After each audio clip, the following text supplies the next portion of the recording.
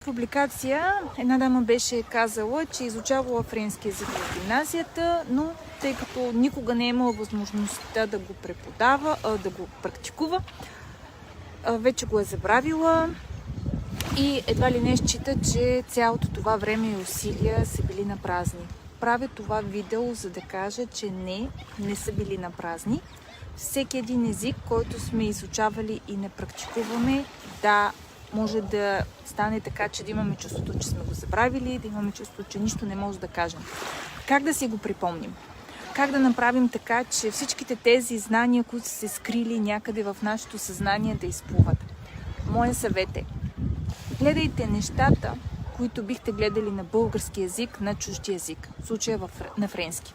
Аз, например, лично ще ви кажа какво гледам аз на френски, на испански, на руски, на английски. Аз се интересувам от канали за личностно